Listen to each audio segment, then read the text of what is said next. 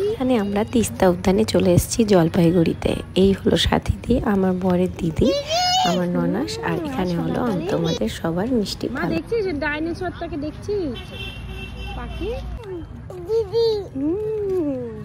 ওরা এখানে সব রাইডগুলো চড়ে চড়ে দেখছিল আর মজা করছিল, ভীষণ এনজয় করছে। আমরা বেশিক্ষণ থাকতে পারিনি, কারণ আমাদের একটু বেশি দেরি হয়ে গেছিলো আসতে, সন্ধ্যা হয়ে গেছিলো। তো পার্কটা বন্ধ হয়ে যায় 6:30টার সময়।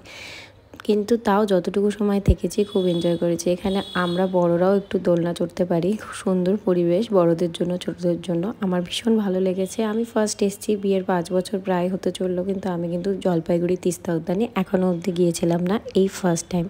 এখানে ওরা সবাই একসাথে দোলনা চড়ছে আর আমরা বেরোয় যাচ্ছি, কারণ টাইম হয়ে গেছিলো।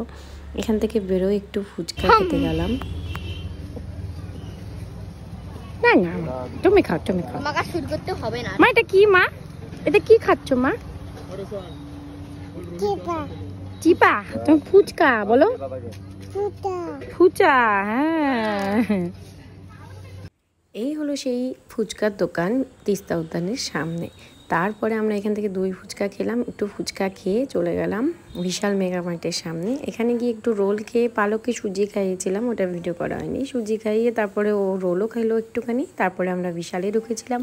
একটু এখানে টুকটাক শপিং ছিল, সেগুলো সেরে নিয়ে আমরা বাড়ি ফিরেছি। আর বাড়ি ফেরার সময় একটা গণেশ পুজো ছিল। এখানে আমরা ঠাকুরকে দর্শন না করলে তো হয় না, আর পালকের ঠাকুর তো খুব আনন্দ পায়, খুব ভালোবাসে। ঠাকুর দেখে, ঠাকুরকে প্রণাম করে আমরা এখান থেকে খিচুড়ি লাইনে দাঁড়িয়ে নিয়ে বাড়ি ফিরে গেছিলাম। তো চলো আজকের ব্লগটা এখানে শেষ করছি, টাটা।